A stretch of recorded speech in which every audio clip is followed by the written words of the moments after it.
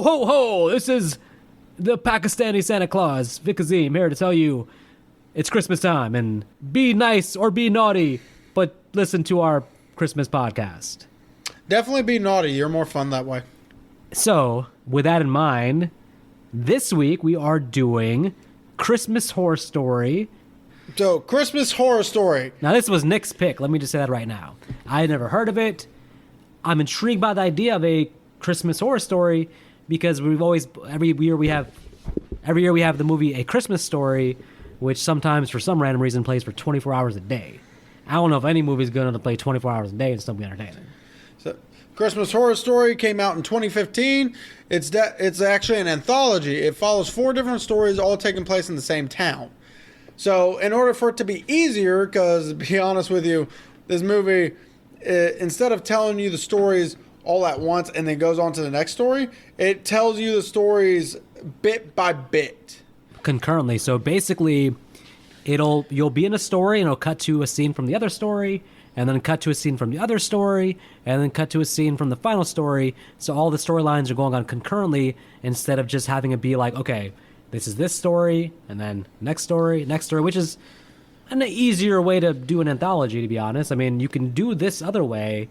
I think Trick or Treat was kind of similar. Yeah, but the way Trick or Treat did it is it didn't cut away from story to story. It actually somehow melded together to where one scene ended, all of a sudden your characters from the next story walk right by, and then that scene starts. And that's fine. You bridge a gap there. You have a loose connection, but you don't annoy the audience by cutting from story to story. And this is why Trick or Treat is considered a Halloween staple that a lot of people watch every year. And also, Sam the evil mastermind, the spirit of Halloween, I call him, somehow became a horror icon. Oh my goodness! Even though, let me just say, let me tell folks one quick story because this ties into something funny. Nick's very liberal and loose. This is gonna be funny because I can't say this. Liberal and loose use of the word horror icon. I've been throwing around the words horror icon today very liberally, and I'm gonna give the audience one example before we start recording. You're talking about Three Finger. Three Fingers. So listen, quick check of the audience. The name is Three Fingers. Does that mean anything to you? No. Nobody knows what the hell that is. But Nick, you didn't even give them a chance to answer. Well, yeah, because you know what? They're on their end right now. They're listening, saying, "What the hell is Three Fingers?" They know. No, they're sitting there like, Vic, what the hell are you talking about? Of course I know Three Finger. Any respectable horror person knows Three Finger, even if they've only seen the first 2 movies out of 6. And I mean the pun here. You are wrong, all right? You are wrong. You made a wrong turn.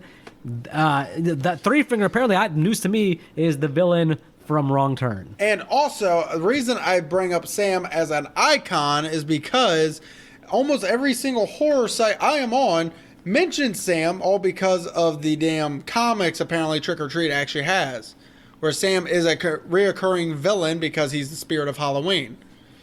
Listen, Sam is borderline. Three Fingers is not even borderline. I'm just saying, when you think horror icon, we got to reserve that for like the top tier. Most people consider icons as someone who's appeared in every single movie. Like Jigsaw or Tobin Bell's character, John Kramer, is classified as an icon. Yeah, that's an icon. He's been in like 9 Saw movies, so. He wasn't in the Spiral. I mean, the word Jigsaw, that's an icon, horror icon. But Three Fingers, Three Fingers isn't more known than Two Fingers or Four Fingers or Seven Fingers. They're all irrelevant. No one cares about any of them. So I guarantee you, I go on the horror site and go, "Hey, you know Three Finger? How much you want to bet?" Almost everyone will answer. I don't know about fingers, but I'm giving you 2 thumbs down for this whole thing. All right, now Sam from Trick or Treat, folks, you can decide. I think that's a borderline horror icon. Trick or Treat is still more of a cult movie than like anything that's like. Well, yeah, but then instead of getting a sequel, its version of sequels have been delegated to comics. Just like how... That's because the first one didn't make any money. I bet the movie did. Maybe not when it first came out, but... But it has a big cult following. How many cult movies actually start off actually strong and got a cult following? Most cult movies are movies that sucked in the theaters And then they come to Tubi and they pick up an audience. Either Tubi, FearNet when that was out. I missed that. Yeah, DVD, Blu-rays. Like Repo. Repo didn't actually get a following until it got on FearNet and then came out on DVD. DVDs, man. You're talking about some prehistoric stuff, man. You're damn right I am. You might as well talk about Atari and Hey, Nintendo. Ataris are fun. Well, I mean, I don't have mine no more, but I still have my 64. your name's Nick Arcana. You better have all the gaming systems as far as I'm concerned. I have a Switch, which has 4 emulators. Back to the movie. Christmas Horror Story. Which starts off with actually a really good rendition of Carol of the Bells. It's Alex Kreshkin's version of it called It's Christmas Eve. This opening music, I'm not going to lie. I'm going to say it right now. My favorite part of the movie. This opening music. I do love the music in this. After this, it's all a sled going downhill. Oh, come on. There's better fun scenes. It's all skiing downhill after So, this. because of the way they tell this story, we're actually going to delve through the stories one at a time instead of actually following the movie. Yes, because unlike the creators of the movie, we want to present this to you in a coherent and logical way that's easy to follow, not like the damn creators of the movie. So what we're starting with is we're going to start with the Changeling story first because it actually ends first in the And from scheme there, of things. we're going to change it to the next story. So for the Changeling story, there's actually not much to talk about with this one. There's really no substance. There's no real build-up. And to be honest with you, these are probably the worst parents I have ever seen in any movie. That is a over-exaggeration, but... Well, I mean, the parents from Home Alone, they're pretty responsible. I told you it was an over-exaggeration. For them, it's because they were neglectful. For this movie, it seems like the mother doesn't understand that punishment does not mean you're purposely hurting the kid because you want to. It means you are showing the kid that there are consequences to his actions. Yes. So every single time this kid, admittedly, he's a changeling. He's going to do this stuff. But the parents don't know that yet. Nope. So, of course, when the kid stabs the father in the hand... I thought it was a little much. You're damn right. I'm going to backhand that little kid. It's like, oh, you want to stab me in the hand? Let's see how the world's going to take it. Oh, they're not going to take it well. No, the mom's going to do more than a backhand pretty soon. Well, so later on, this kid eventually kills the father, which I will mention the father actually comes into play in the second story we're going to talk about because he's actually a detective. He was a cop that was investigating a murder that happened at the school, and he's actually on a administrative leave because whatever he saw down there shook him to the core. And now he's about to get shaken to his death. To an extent, yeah. Thanks to his son. Yeah, this changeling son kills him. That's where we finally meet Big Earl. Oh, God. Our pretty much our all-knowing changeling keeper. This is the equivalent of our psychic. From Jeepers Creepers. Our person here to call the mom and give her warnings and now should give us mention exposition. So the question I got when it comes to Big Earl is when he sees these three leave the property. Yes. Yeah, he explains why he didn't try anything earlier, but yes. Why didn't he call them earlier before the father died? He was busy watching Shang-Chi.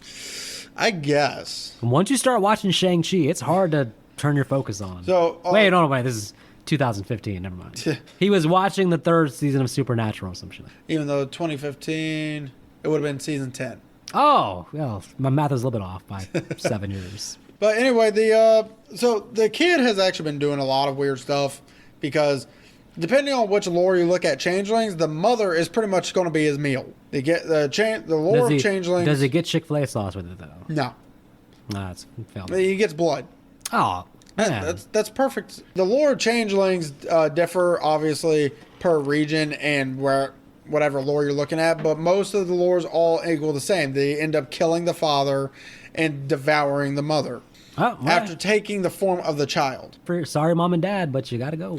But this mom cold cocks this kid with a baseball bat. With a baseball bat. This is my favorite scene.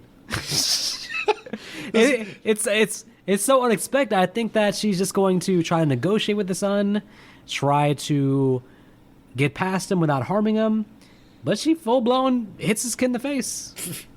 Damn. It would be such a child abuse thing if he wasn't a changeling. Yeah, so she knocks him out after a small scuffle, takes him to the woods, and she accidentally kills Big Earl, and the changelings are happy because now they're prisoner, they're a prison guard pretty much. Let me just say, her accidentally killing Big Earl before he could really talk. He pointed the gun at her. It was an annoying thing, though. Come on. Yeah. That was out of nowhere. It was annoying. I wanted to hear what Big Earl had to say. Probably had to say. He had a lot to say, and she just shoots him, and he dies instantly. He was no you shot me. He just falls over dead. Well, disappointing. Well, the changeling decides to thank her because now they are all free because Big Earl was their warden. Yeah, and the changeling looks like an alien from the 1960s. What was the face makeup meant to look like a Yes. Martian? Yes. Oh, okay. And then gives her back her son, and we get a happy ending. Now, this was a happy ending, but I have two suggestions. I think we talked about this before, actually, off camera, off mic. But the first thing is that at the very end, as she's walking away with the son, with the happy ending, you cut to the son's face and show his eyes to be like red demon evil or something, right? The other suggestion, not to go for the demonic evil ending, go for comedic ending. Have them walk away and have the son be like, "Hey, where's Dad at?" And then Mom's like, we'll talk about it. And then you cut away. That's just my sense of humor. So, Well, the second story, we get to meet Molly, Ben, and Dylan. okay, these are our teenagers. These are the teenagers. Okay, now I can introduce the story because Now you know which story we're talking about. yes. Now these three shysters, or let's call them. How old are you, shysters? This is a word I've been wanting to use that word all week. I don't know. These three young shysters, they're sitting in a car and she pulls up this ghost in a house type video that they start watching, which I thought was just some random thing on YouTube that Nick watches this kind of stuff all the time, apparently. And the fact is that something happens where the girl is like, "Hey, we have to finish the investigation ourselves." For a school project. And that's always so. What self-respecting school gives a project over Christmas break? That's one thing. That's a huge thing. But what self-respecting slacker teenagers are that caring about the school project that they're going to go to a haunted place with a weird backstory where two kids are missing? Two kids are missing, and one of the backstories is about a girl named Grace who comes there pregnant. And she claims that she has never had sex before. She's still a virgin, but she's pregnant. Well, because of her blasphemous actions of her saying that, the nuns forcefully abort her child, in which case also kills Grace. Yikes. Which is what causes this next situation to happen. Now, my question is, I understand the teenage girl, she's like very, just wanting to get her own footage, get an A on the school project, make a name for herself. The two guys, though, the hell are they tagging along for? So, one of them is tagging along because I guess we need a handsome-looking guy to be there. Plus, he's to be honest with you, he's probably failing the class, and this project will bump his grade up to a D. All things considered, what's about to happen, everybody, I would say he should have took that D and went to community college. Or that F and went to community college. He'd have been all right. And then, as for the other guy, he just wants to sleep with the redhead. Yes. I knew that from the beginning. So, the reason Vic is not going to censor me when I say that this time is because it's actually pivotal to this story. No, I mean, it's... So, throughout this whole story, this is pretty much your section where you get a shit ton of jump scares. Literally, Ooh. boo, boo. There's when they realize they're locked in, and... Yeah, but the problem is the jump scares were about as scary as the haunted houses at King's Dominion. Oh, please don't say that. That was the quality of jump scares that we're getting here. So, literally. And then Molly, our redhead, gets possessed. Yep, and while she's possessed, she tries to have sex with one of her friends that came because, hey, that's part of the not spell, but part of the possession. Well, yeah, the whole thing with Grace is she wants someone to carry her child. Yes. So Grace possesses the female body. She wants her to get pregnant. Yep. From the other kid. Yes. But when he says, no, I'm dating your best friend, Oof. she then proceeds to stab him with a cross. You know, Don't tell this girl no. for her, rejection meant meta for you. Yes. Okay. So she then goes to Ben, where Ben willingly... You better say yes, Ben. Otherwise, you're dead. Willingly has sex with her. And then Molly is no longer possessed, so she's wondering what the hell just happened. Yeah, this is awkward. Yeah, this part gets very... The whole scene was awkward. Yep. And then they see the Virgin Grace carrying a dead baby. Ben looks like he's about to attack Grace, so Grace kills him. Sorry, Ben. Maybe if he didn't look like he was about to attack Grace, he probably would have survived. And then she puts her hand on her stomach. Molly is allowed to leave, where she starts whistling the same tune as the dead girl, which most likely means she's still possessed. Yeah, you could tell she's still possessed. Yeah, which means Grace is finally going to get her baby she's always wanted. And the irony is that Molly did all this for an A on her school project, and now she's going to drop out of school and take care of the baby. Yeah. So now we get our third story, where we actually get with the friend of Molly, who we briefly met in the previous story, Caprice. Yes. Why you would name your daughter Caprice? I'm not sure. Priest? I don't know what that means now. So this family decides to go to their great aunt's. Sorry, I had to swallow a little bit. Go to the great aunt's house because the father needed money. Yep. Because you come to find out, his business not only failed, but he's been committing fraud through the bank to continue getting money to continue paying for their lifestyle. He going down. Oh, he going down. And so Duncan, very angry, very nonchalant, breaks a Krampus right in front of none other than Julian Richings. Okay, pause. 1 second. Julian Richings. Julian Richings. Yes. Dear Okay. heart. So is this like the time where you said three fingers and you expected the audience to know who you're talking about? Because that name doesn't ring any kind of bell at all. So there's three things. One of them... Is this a horror icon also? Is that what you're going to tell me? No. You're going to tell me that, huh? No, not a horror icon. So there's three things this guy's been in that we 100% know of. There's the very first Wrong Turn. He played Three Finger. No one's going to really know that because he was covered in makeup. Only real hardcore horror fans who actually looked this stuff up would know that. I didn't even know it until I watched the kill count. The second thing is Urban Legends. And that's where you found out the name Three Fingers. Okay, that's weird. And the second thing is Urban Legends, which we did a podcast on. I remember that. And the third thing... Wait. Who was in Urban Legends? He was the creepy janitor that died in the car accident. Yeah, that guy was creepy. And then the third thing, can you guess? So wait, he's done two... So far, he's done two good things, Wrong Turn, and the second good thing was Urban Legends. Mm-hmm. So if this third thing you say is good, then that's 3 for 3. So, are you ready for this? Yeah, sure. Wait, let me guess. Let's see. So Urban Legends, Wrong Turn, he does slasher movies. And for wait. You're next. I've never even seen the movie, so I couldn't tell you. Hush. All right, I'm trying to think of slasher movies, but I'm... It's not a slasher movie. Oh. The movie I'm talking about is something it's The Witch. He had a small guest appearance in The Witch as one of the people that kicks the family out of their village. Oh. Okay. So, is that it? Yeah, that's... I mean, there is one more thing, but... Is that all he's been in? Oh, no, there's been one more thing where he had a reoccurring role in. Oh, wait. But anyway, so... No, yeah, I don't want to... So, moving on... I don't want to... I don't want to hear what that would have. We did completely... because we're talking about the stories, there's actually a small thing that's been going on throughout every story. There's been kind of a intermission with none other than William Shatner as DJ Dan or Dangerous Dan. William Shatner, no, for you B-movie fans, William Shatner is known for a couple different things. First of all, well, it's not even a B-movie thing, but he's from Star Trek. That's a big thing. He's Captain Kirk. Well, you know what else he was a... Also, the Captain Kirk mask is the mask used for Michael Myers in the original Halloween. So, are you ready to hear what he guest starred on? Don't do it. Don't tell me he's in what freaking movie you're going to say what freaking TV show he's in.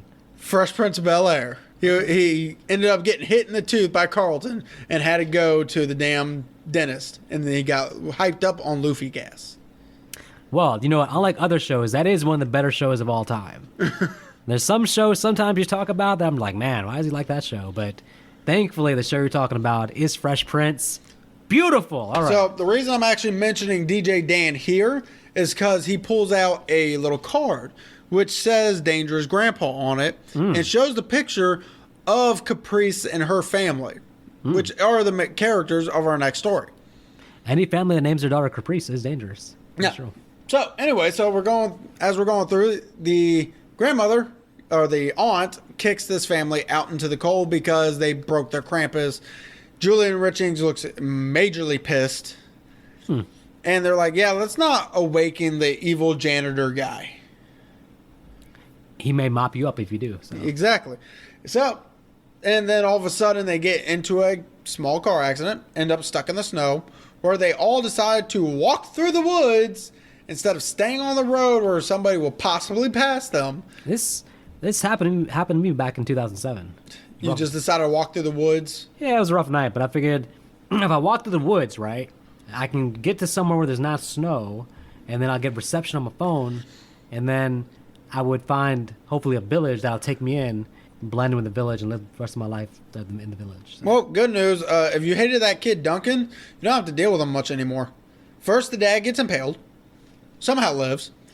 Then Duncan gets dragged off screen and allegedly killed. I don't think he died. I think he went somewhere and opened up a donut shop, Well, which would go on to be franchised as Dunkin' Donuts throughout the country. I think he's rich somewhere. So, Yeah. Dunkin' Donuts came out way before 2015. Maybe.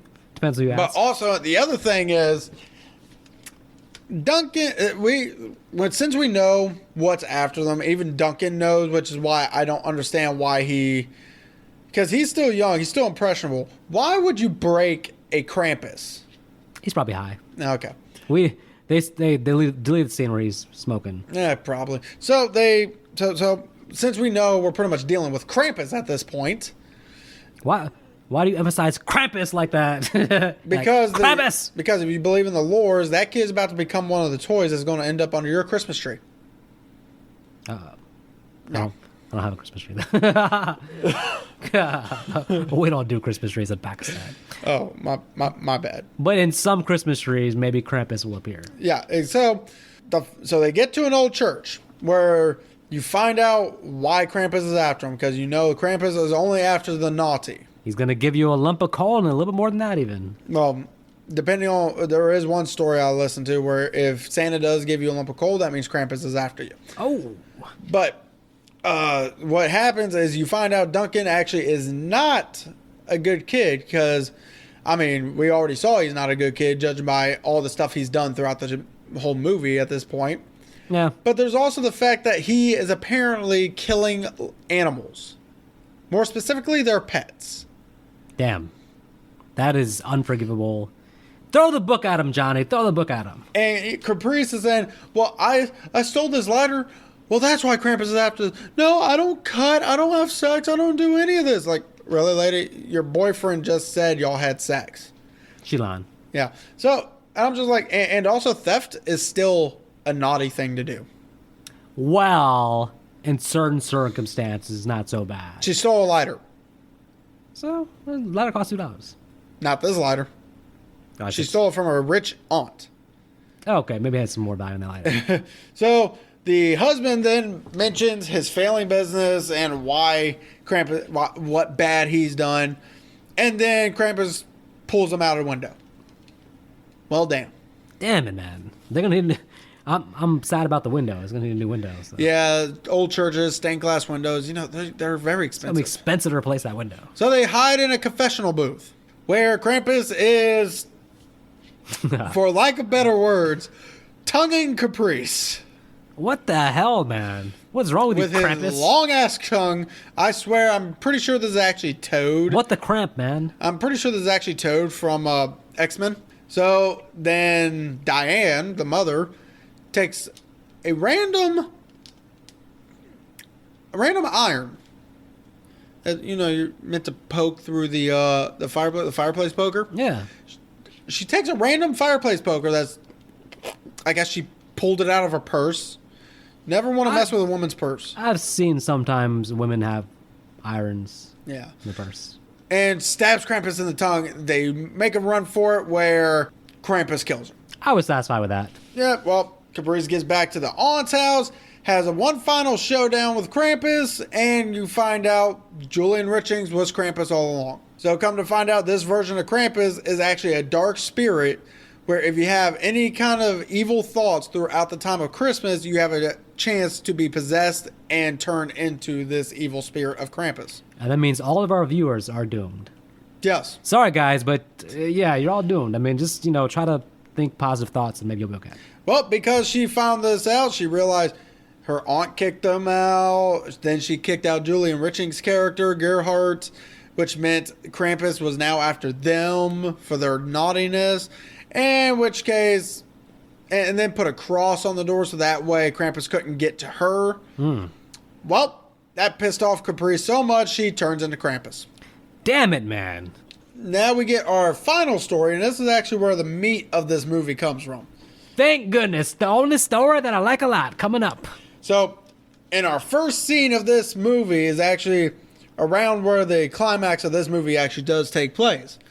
The first scene is where we meet Santa. Looks like he got his ass handed to him a couple of times. I gotta say, I don't necessarily love the trope that's there where you open the movie with like right in the action and then do the 12 hours earlier. Yeah, I'm not a big fan of that I don't either. like that. We don't need to, you don't have to hook us with that. You just hook us with something that's going on at the time of the start of the movie. Yeah, I don't like I that. mean, hell, but what the actual start was with Molly and them watching that video, which honestly ends off with a jump scare. That can hook an audience. Instead, we get the opening being pretty much right before the climax. Yeah, so now you're like, oh, okay, this is the opening again. Yeah, but yeah. Well, so while they're making all these toys, one of the elves is coughing, saying he's not feeling well. Mrs. Claus makes cookies. Gives the cookies to the elf, and the elf... I can go for some cookies right now. Yeah, well, the elf dies. And we get a kind of a funny line of, elves can't die, right? He's like, no, they cannot. It's kind of funny to me. Well, all right, that was... And also, laughing. notice the name of all these elves when they become zombies, because now we get zombie elves in this movie. My favorite part. And this part is kind of funny because he sees one of the zombie elves trying to break into his office. He's like, Jingles, no! It's like he's trying to sound so dramatic, but the names, Jingles, Sparkles, I'm pretty sure there was another one that was fucking hilarious. Whatever. Yeah. They all become Deadles. Yeah, listen, we've seen a lot of zombie situations, but we haven't seen zombie elves. You notice how the past couple movies have all been zombies? Yeah, Night of the Living Dead. Night of the Living Dead, and now this one. That's a couple. That's two. Hopefully, we'll take a break from zombie movies going forward. So. Well, I mean, unless Silent Night, Deadly Night is secretly a zombie movie that I don't know about because I've never seen the movie. Oh, really? Okay. Yeah. That's gonna be Either way, so interesting to see how you reaction to that. So. All right. So, anyways, we get pretty much this entire section is literally just Santa fighting zombie elves with a staff. This is where we get the best action scenes. We get some cool fight scenes. We even get some gore. We even get Santa Claus killing one zombie with a zombie's head. He just takes the other zombie's head, puts it in like a bowling ball, and just crushes it. This I was digging because it reminded me of Santa's sleigh. This felt like Santa's sleigh with the killer Santa Claus. So. But unfortunately, even though it's fun to watch, there's actually not really much meat of this story until we get to the end, where we get Santa Claus versus Krampus. The return of Krampus. He couldn't stay away for too long. Now, before we 100% start this fight scene, I just need to mention another William Shatner scene of him mentioning there's something going on at the mall that one of his co-hosts that originally said "fuck Christmas" is currently there. And he's even going through a whole story of who this character is and why we should probably feel like we need him to be okay. Interesting. That may or may not play a part. We'll find out after this fight. So it's a lot of showboating. It's a lot of chain whipping and staff swinging. First, I went on FanDuel and I put my money on Krampus. Put your money on Krampus? Yeah. Well, you lose. Whoa, damn it, man. Because after Krampus does get a few decent hits on him, gets him on the ground. Santa grabs a hold of that axe that he had dropped earlier. That axe. Gets Krampus down on the ground. And as he's about to swing down and kill him... Whoa. I sense... I can tell by your tone of voice. I sense a twist coming. It's time for some M. Night Shyamalan. Yep. So as he's about to bring the axe down, all of a sudden we hear this voice. Whiny voice. Norman, please. Oh, God. It's like... And it stops him in his tracks. And all of a sudden we're cut to reality. Who thought Krampus sounded like that? And then we're cut to reality where it's actually our co-host from William Shatner's radio talk show, holding an axe to a defenseless man. Back in the real world, shop smart, shop S-smart. I'm in the canon in my head, they're at S-smart. He's looking around and suddenly he starts to revisualize killing these elves, but we see he was actually killing his coworkers. Yes. And they're all dead, and all of a sudden a light shines on him, and it's the police, and he cuts back to, oh yeah, I gotta kill Krampus. And unfortunately, police ain't having that. Nope, police shoot this man dead. This is a man in 3 minutes. This is the biggest downfall ever. This man went from badass Santa Claus and the hero of our movie to a psychopathic madman at the mall very quickly. And it even cuts to, as he's dying, him as Santa again, kneeling down, dying, pretty much showing, Christmas is dead at this point. I have mentioned William Shatner a couple of times. Throughout the whole thing, at the start, when you first see him, he's happy, he's giddy, he's excited for Christmas Eve. There's a Star Trek reunion coming, yeah. And then as the movie progresses, you actually slowly see him devolve into depression. Sorry, I had a burp coming up there. I was gonna say, you want to say it again? Or you he slowly starts to evolve into depression. And It makes me wonder if the movie has some kind of hidden meaning behind that. Like, is this movie trying to tell us Christmas is secretly dead as we know it? No, he was drinking alcohol during the broadcast. So I know that. He progressively became more drunk, so that's where he was drinking alcohol throughout the podcast, the whole radio show. That's where the depression came in. So. But the depression, what made him depressed is all the carnage that was happening at the mall at the time of everything happening. And then most likely finding out it was his own co-host. That definitely would make anyone depressed and drunk.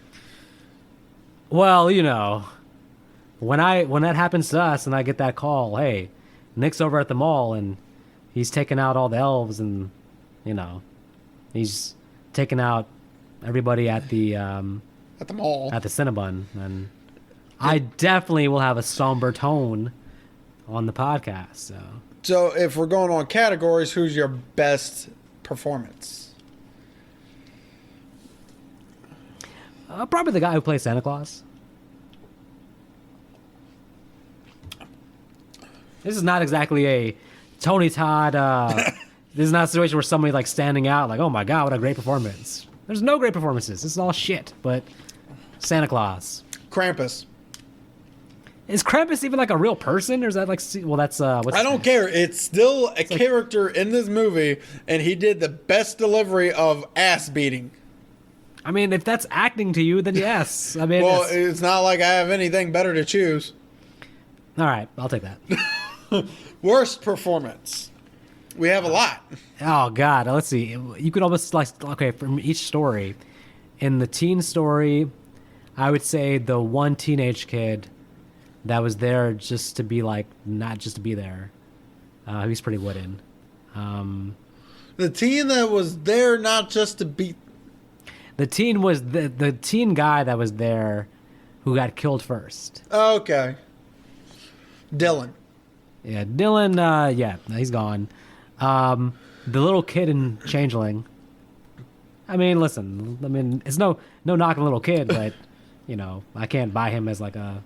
Overall, though, I think the worst for me is probably Krampus. For those reasons you listed, the man, he just comes here, kicks ass, and leaves. Get out of here. Worst performance, Krampus. Controversial, maybe. So, for me, my worst, it's going to be Kim, the mother of the Changeling story. Because come on, throughout the entire movie until the end, she always, you could say I'm nitpicking. Hey, when I don't need to. She shot bigger. I'm not mad. She really she did the best she could with the direction given, but at the same time, I cannot buy her. Maybe it's because my mom would have beat my ass if I did some of the same stuff that this kid did. She hit him with a bat. Yeah, after after a kid killed the husband, she realized that's not even her son anymore. But when that kid stabbed her husband in the hand, she should have beat his ass. Yep. That's the problem with this character. She does not not make this kid responsible for his own actions. So you're more basing on the character, pretty much. Yes. Okay. No, the performance. To be honest with you, all these actors and actresses done most likely what the director decided to say is good. Which is give very average performances. The Yeah. director concerned with the visuals more, I feel like, than the acting. Right. Movie, so. And to be honest with you, a lot of these actors also went on to do bigger and better things. 100%. And so so it's kind of hard to give them any of them. Okay, I got an easy one. William Shatner. What's he even doing in this movie? Narrating the movie. Like all the budget went to William Shatner. That's why everything else looked low budget. That's probably a very fair statement. Yeah, he was like, oh, 6 minutes of screen time, I can get paid that much money. Best scene in the movie. Ooh, it's got to be the elves versus Santa. Oh, the way the writer actually put that scene is zombie elf battle royale. Oh, there we go. That makes it sound really badass. I'm gonna go with that. Yeah, I'm gonna have to go with that too because it's where most of the fun is in this movie. It definitely shows off most of the action, the fun, the gore, and even the budget went to William Shatner, and then that whole sequence. Yeah, and even the scene where he pretty much beat one zombie down with another zombie's head. That was just hilarious to me. Yep. Worst scene. Where to choose? The end of The Changeling. End of The Changeling? The happy ending. The kid magically comes back out the tree. Hey, Mom, how about some Ovaltine? It's like, go back in the tree, come back evil, and just the happy ending in that scene didn't fit the tone of this movie. This movie's not about happy endings, but in this case, it's a happy ending, even though the kid killed his father. There should be some consequences for that. He's going to jail. When she gets back home, she got to figure out what to do with the body. The dad's body sitting there next to the Christmas tree, so that's the worst scene. So, how much you want to bet she's just going to say that the father tried to attack them and that she had to do what she had to do to save her son? Life! Prison. No, that's going, since she's a woman and that's a little boy. Guaranteed, and he was a big guy who was also a cop under a form of PTSD. She actually will most likely only get an ankle bracelet. If she's smart, she blames Krampus. Then she'd be in an insane asylum. Hey, there you go. But I'd have to say my worst scene, to be fair, is actually going to be the twist scene at the end. You didn't like that. I did not like that because everything that I enjoyed about the movie was completely run down and said, yeah, what you enjoyed did not actually happen. You felt like it was actually legitimate, like fantasy horror. Yes. But it really was just a figment of his imagination. Yes, and some movies made it work. This one really didn't. Yeah, the only clues you get is with William Shatner mentioning something going on in the mall and mentioning a whole bunch of stuff about Norman, which, why would he want to do that? Why would he mention this man's random life to an audience that most likely doesn't care? True. So again, if it was out of place. So if it did not have all that context, this twist would have just came out of bumfuck nowhere. And I just don't like twists like that. Most twists I like are ones that you can see coming if you actually pay attention to. Not ones you see coming from a mile away. Or if you go back and watch it, it makes sense on the second watch. Exactly. This doesn't make sense on the second watch, third watch, and there'll be no second watch for me, but it doesn't make sense, you're right. Exactly. So this twist ending I did not care for. So what would you like to explore more? Oh man, so much. Let's just follow Krampus for a day. Let's see what his day-to-day life is. Let's just make this whole movie about Krampus. We can follow Krampus for a day. Anyone who has dark thoughts on Christmas Day can apparently be possessed and turn into Krampus, according to this movie's lore. Wow, man, so I'm going to see him in a couple weeks anyways. Exactly. Damn it, man. Because you got me to deal with. Oh, God. And I'm off work from the 23rd through the 3rd. So you're going to be possessed by Krampus for the entire time. Damn it, man. We doing this online for that 2 weeks while you're possessed by Krampus, all right? Don't remember, there's no blood behind me when we do this. Was there something you would like to explore more? So what would I like to explore more? To be honest, Not a damn nothing, thing. not a damn thing. Like, what would I like to explore more? Nothing. I mean, maybe why William Shatner's even there in the first place. I mean, where did he beam from? It's not like he owns the Enterprise anymore. Yeah, why? They have a new Captain Kirk. Why is he doing like a random radio thing in like, was it a restaurant or something he's in? What the hell, man? I think it's because I think the reason it looks like a restaurant is because he said he will only do these scenes if he's inside his favorite restaurant. So he has easy access to Chinese food Yes. very quickly. Yes. This man Or wings. This man got an easy paycheck. Or wings. Ooh, wings. This man got an easy paycheck. Probably made more money than a lot of us will ever make for his 6 scenes, which had no acting involved at all. Nope, not at all. So, there's usually one more. Oh, yeah. What would you like to eliminate? Honestly, the whole Changeling story. Give the other 3 stories a little bit more substance to them. And also, the Changeling story is the only one that really doesn't fit. Because you can do the Changeling story at any point in time. It doesn't have to be Christmas. Well, that's true, 100%. I mean, we already talked about this. I don't know if this counts as eliminating him, but just change the format back to just have chronological order, 1 story, 2nd story, 3rd story. Don't stop cutting back between the different stories. When you do that, you kill all the momentum of each story because something exciting happens, but then instead of follow-up, you cut to the other story. I would basically recut the film, which I guess actually somebody could do easily, just re-edit it into that format. And I bet you people would like it more if you just re-edit it. So, what are your final thoughts, my sir? My final thoughts. Listen, I like horror anthologies. I can't say much about Christmas anthologies. 'Cause nothing really comes to mind for that. But I like horror anthologies. Some really good ones are Tales from the Hood, the whole Tales from the Crypt TV show, Tales from the Dark Side, Trick or Treat. There's some good horror anthologies. This one, I feel like, my initial impression when I first turned it on was that this felt like a straight to sci-fi movie. I thought this was maybe something that had debuted on Sci-Fi Channel or the Lifetime channel, but it felt like a TV movie basically. The budget seemed very low, which is fine if you have good quality writing to make up for the lack of budget. This movie nor has a good script, nor budget, so the writing and the effects both felt terrible for me. That said, I have a soft spot a little bit for horror anthologies, so I like the general concept. I just hate the execution. For me, to be honest, being generous in the Christmas spirit, 2 stars. So generosity might be overly Christmas spirit would be 2.5, but I'm gonna say 2 stars because really a 2 out of 4 means it's average. So that means I don't recommend it highly. I think if you're alone one day on the couch and you're stumbling through your remote control, stumbling through different channels, you land on Sci-Fi or Lifetime or BBC, whatever channel this comes on, and you're in the middle of it, just you'll probably want to watch it, but I can't recommend paying to see it. I would never say pay to watch this movie. If you can find a way to watch it for free, then watch it for free, but it's not a movie you would like. I wouldn't buy this on Blu-ray or recommend it to pay in any way, pay to see it. So I'm gonna go 2 stars on it.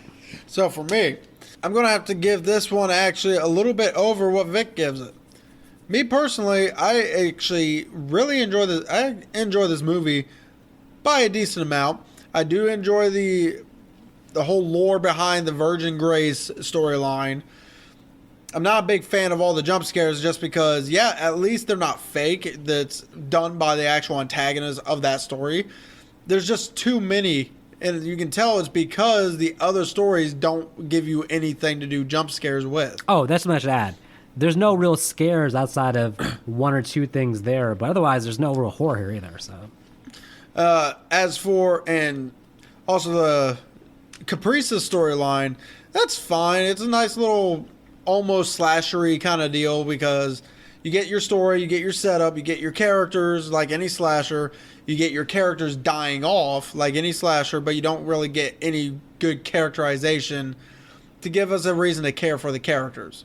As for the Santa Claus North Pole storyline, twist ending mall storyline, that's definitely the most fun this movie has to offer. All these zombie elf deaths. If the whole movie was that, I'd be on board. Because that has that sort of sense of humor, that feel to it. And I just kind of wish that there was a actual zombie kill, since we got all these zombie elves. Like, let us see the zombie elf, like the original zombie elf, go and start infecting all the others. Start killing all of them, let them get eaten. Then have Santa Claus gear up with his staff and just start murdering. Did you see how he was sharpening that damn thing? Yep. That would have been dope to see that. That thing is completely round and he's sharpening it. But the problem is, for me, is that whole Changeling storyline. It's not, it's dark, but it can be told throughout any kind of holiday. It doesn't need Christmas. It's not a Christmas setup. All it is, oh, look, a Christmas tree. So let's put it in a Christmas anthology. It also feels completely negated from the other stories, whereas the other three stories somehow feel like they're together. It's about as Christmas as Lethal Weapon, so. Lethal Weapon's more Christmas than this shit. But at the end of the day, I'm going to actually give this movie a 2.5. It's a fun watch. It's fun when you sit there and watch these zombie elves get massacred. The only thing I wish is we take out the Changeling storyline and do all the stories all together at once, give them a little extra for substance, and then the movie may actually be even a little bit better. Better acting. I'd advise the audience. I bet you that if you splice together 3 random episodes of Are You Afraid of the Dark together, that would make for a better movie. But hey, listen, this is one of those rare occasions. Usually Nick is the hard grader and I'm Mr. Generosity. Roles reversed today. He's giving it the better review, and that just means anything can happen during the holiday season. That's it. And also, there's a redhead in the movie. And I think that's the source of his 2.5 stars, to be honest. Take that out. 2 stars, maybe. So, we'll write that time, folks. I don't even think this movie's a cult classic. Yeah, this is not any... I'm not using the word classic for this movie anyway. I don't even think this movie has a cult following. I know a few people who like it, but that's about it. Most people prefer Santa Sleigh. Yes. And we've already reviewed that one. All right, anyways. You don't got to go home, but you got to go to Little Caesars and get yourself a $5 pizza. Happy early holidays and Feliz Navidad. Feliz Navidad.